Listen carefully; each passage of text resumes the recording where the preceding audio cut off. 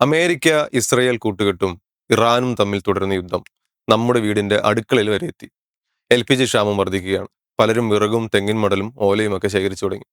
രാജ്യത്ത് പലയിടത്തും ഹോട്ടലുകൾ അടച്ചിടുകയാണ്. വിലക്കയറ്റമെന്ന ഭീഷണി പടിവാതിക്കലെത്തി.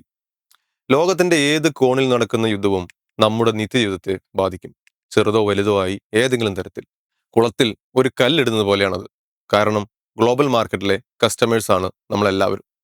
യുദ്ധത്തെക്കുറിച്ച് നമുക്ക് കേട്ടറിവ് പോലും ഇല്ലെങ്കിലും നമ്മൾ അതിന്റെ ഇരകളാകും. അനാവശ്യ യുദ്ധങ്ങൾക്കെതിരെ, എല്ലാ യുദ്ധങ്ങളും അനാവശ്യമാണ് എങ്കിലും യുദ്ധത്തിനെതിരെ കേരളത്തിലെ ഒരു ജംഗ്ഷനിൽ ഒരു കൂട്ടം ആളുകൾ പ്രതിഷേധിക്കുകയാണെന്ന് കരുതുക. അടുത്തുള്ള ചായക്കടയിൽ ഇത് നോക്കി നിൽക്കുന്ന ഒരാൾ ഇവരെ പരിഹസിക്കുന്നു. ഇവർക്കെന്താ വട്ടാണോ എന്ന്.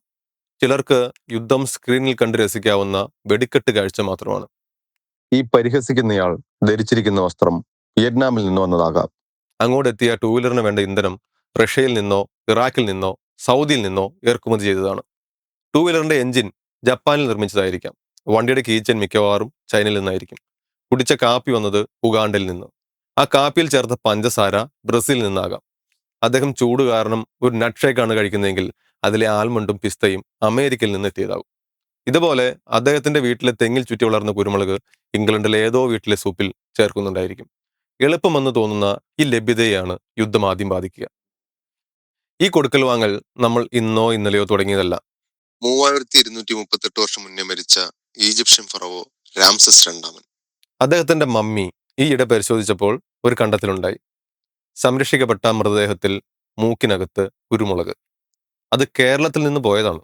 ദൂരവും അതിരുകളും മറ്റു തടസ്സങ്ങളെല്ലാം മറികടന്ന് ലോകം ഇത്രയും വളർന്നത് വ്യാപാര ബന്ധങ്ങളിലൂടെയാണ്. പരസ്പര സഹകരണമാണ് അതിജീവനത്തിന്റെ വഴിയെന്ന് മനുഷ്യർ പണ്ടേ തിരിച്ചറിഞ്ഞിരുന്നു.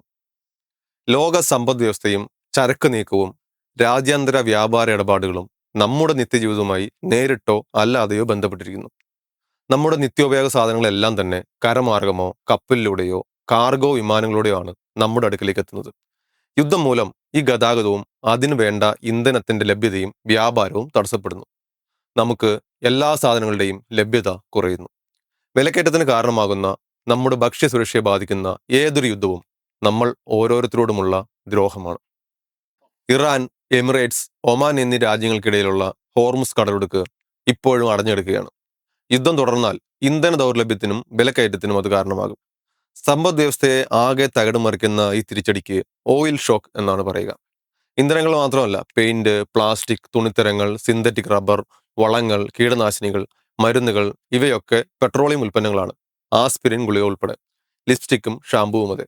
സോപ്പ് പൊടിയും മെഴുകുതിരിയും കുട്ടികൾ വരയ്ക്കുന്ന ക്രയോണും വരെ പെട്രോ കെമിക്കൽ പ്രൊഡക്റ്റാണ്. ഈ യുദ്ധം നമ്മൾ മലയാളികളെ എങ്ങനെയൊക്കെയാണ് ബാധിക്കുക എന്ന് നോക്കാം. സുരക്ഷയാണ് ഏറ്റവും വലിയ പ്രശ്നം. 30 ലക്ഷത്തിലേറെ മലയാളികൾ GCCയിലുണ്ടെന്നാണ് കണക്ക്. ഗൾഫിൽ US സ്ഥാപിച്ചിരിക്കുന്ന സൈനിക കേന്ദ്രങ്ങൾ ഇറാൻ ലക്ഷ്യമിടുമ്പോൾ ആശങ്കയുടെ മിസൈൽ നമ്മുടെ വീടുകളിലും പതിക്കുന്നു. ഓരോ വർഷവും ഗൾഫ് മലയാളികളെല്ലാം ചേർന്ന് 1 ലക്ഷം കോടിയിലധികം രൂപയാണ് നമ്മുടെ നാട്ടിലേക്ക് അയക്കുന്നത്. നമ്മുടെ സമ്പദ് വ്യവസ്ഥയെ കരുത്തോടെ നിലനിർത്തുന്നതിൽ ഇതിന് ചെറുതല്ലാത്ത പങ്കുണ്ട്. സംഘർഷം വലുതായാൽ ഗൾഫ് മലയാളികളിൽ പലരുടെയും ജോലിയെ ബാധിച്ചേക്കാം. യുദ്ധ അന്തരീക്ഷം ഗൾഫിലെ കൺസ്ട്രക്ഷൻ, ടൂറിസം, സേവന മേഖലകൾ എന്നിവ മന്ദഗതിയിലാക്കും.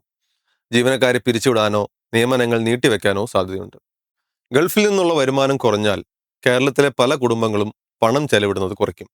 ആളുകളിൽ നിന്ന് ആളുകളിലേക്കുള്ള പണത്തിന്റെ ഒഴുക്കും ഒപ്പം കുറയും. മീൻ വാങ്ങുന്നത് ആഴ്ചയിൽ 2 ദിവസമാക്കിയാൽ മീൻകാരൻ ചേട്ടന്റെ വരുമാനം കുറയുമല്ലോ. അങ്ങനെ പല മേഖലയിലെയും ചില്ലറ വ്യാപാരത്തെ അത് ബാധിക്കും. ഗൾഫ് ഫണ്ടിങ്ങിനെ ആശ്രയിക്കുന്ന ഇവിടുത്തെ തൊഴിൽ രംഗം, റിയൽ എസ്റ്റേറ്റ് ബിസിനസ്, വിദ്യാഭ്യാസം എന്നീ മേഖലകളിലൊക്കെ യുദ്ധത്തിന്റെ എഫക്റ്റ് വരും. നിക്ഷേപങ്ങൾ കുറയാം. സംസ്ഥാനത്തിന്റെ GDPയിലും അത് പ്രതിഫലിക്കും. ഇന്ധന വർധനയ്ക്കൊപ്പം സ്വാഭാവികമായും യാത്രാ ചെലവും കൂടും. ഭക്ഷ്യവസ്തുക്കൾക്ക് അയൽ സംസ്ഥാനങ്ങളെ കൂടുതലായി ആശ്രയിക്കുന്നത് നമുക്ക് നന്നായി പൊള്ളും. ആകാശപാത അടയ്ക്കുന്നത് വിമാനയാത്രയെ ബാധിക്കും. പ്രവാസി തൊഴിലാളികളും സഞ്ചാരികളും പെട്ടുപോകും. വിമാനയാത്രാക്കൂലിയും വർദ്ധിക്കും. GCCയിൽ നിന്നുള്ള ടൂറിസത്തെയും ഇത് ബാധിക്കും. മൂന്നാർ, കൊച്ചി, ആലപ്പുഴ പോലുള്ള സ്ഥലങ്ങളിൽ വിനോദസഞ്ചാരത്തെ ആശ്രയിച്ച് ജീവിക്കുന്നവരുടെ വരുമാനത്തിൽ കുറവ് വരും. ഗൾഫിൽ നിന്ന് ചികിത്സയ്ക്കെത്തുന്നവരുണ്ട്. ഇവരിൽ നിന്നുള്ള പണവും നമുക്ക് കുറച്ചു കാലത്തേക്ക് കിട്ടാതാകും. ഹോട്ടൽ കാറ്ററിംഗ് ബിസിനസ്സുകൾ ഇപ്പോൾ തന്നെ പ്രതിസന്ധിയിലാണ്. ഈ മേഖലയിലെ തൊഴിലാളികളും ദുരിതം അനുഭവിക്കേണ്ടി വരും. അക്ഷരാർത്ഥത്തിൽ അടുപ്പ് പുകയാത്ത അവസ്ഥ. ഇന്ധനക്ഷാമം കാരണം കല്യാണങ്ങൾ വരെ മാറ്റിവെക്കേണ്ടി വന്നേക്കും. ഗൾഫ് രാജ്യങ്ങളിലേക്കുള്ള കയറ്റുമതി സ്തംഭിക്കുന്നത് നമ്മുടെ കർഷകരെ പ്രതിസന്ധിയിലാക്കും. സുഗന്ധവ്യഞ്ജനങ്ങൾ മാത്രമല്ല, ടൺ കണക്കിന് പഴങ്ങളും പച്ചക്കറികളുമാണ് ദിവസേന നമ്മൾ കയറ്റി അയക്കുന്നത്. നട്ടുവളർത്തിയ കർഷകന് അത് കുറഞ്ഞ വിലയ്ക്ക് ലോക്കൽ മാർക്കറ്റിൽ വിൽക്കേണ്ടി വരും. മത്സ്യ കയറ്റുമതിയിൽ നിന്ന് ലഭിക്കുന്ന പണത്തിലും ഇടിവുണ്ടാവും. സീ ഫുഡുമായി ബന്ധപ്പെട്ട് കിടക്കുന്ന മേഖലയിൽ കോട്ടമുണ്ടാവും. യുദ്ധം ബാധിക്കാത്ത ആരും ഒന്നും ഉണ്ടാകില്ലെന്ന് പറയാം. മേൽപ്പറഞ്ഞതെല്ലാം യുദ്ധം രൂക്ഷമായി തുടർന്നാലുണ്ടാവുന്ന സാഹചര്യങ്ങളാണ്. നിലവിലെ അവസ്ഥയിൽ കാര്യങ്ങൾ അത്ര ആശങ്കാജനകമല്ല. കവലയിലെ സമരത്തിലേക്ക് തിരിച്ചു വരാം. അമേരിക്കയ്ക്കെതിരെ മുദ്രാവാക്യം വിളിച്ചയാളും അത് നോക്കി ചിരിച്ചയാളും വീട്ടിൽ ചെല്ലുമ്പോൾ വെറു കീറേണ്ടി വരും. പക്ഷെ പ്രതിഷേധിച്ചയാൾക്ക് ഒരു സന്ദേശം നൽകാനായതിന്റെ, പ്രതികരിച്ചതിന്റെ ചെറിയൊരു ആശ്വാസമെങ്കിലും ഉണ്ടാവും. നീതി നിഷേധങ്ങൾക്കെതിരെ ചെറുതും വലുതുമായ പല പല സമരങ്ങളാണ് നമ്മളെ മുന്നോട്ട് നയിക്കുന്നത്. പല തുള്ളി പെരുവെള്ളം പോലെ ലോകമെമ്പാടും പ്രതിഷേധം ഉയരുമ്പോൾ മാറ്റങ്ങൾ സംഭവിക്കുമായിരിക്കും. പശ്ചിമേഷ്യയിലും നമ്മുടെ നാട്ടിലും സമാധാനം പുലരുമെന്ന് പ്രതീക്ഷിക്കാം.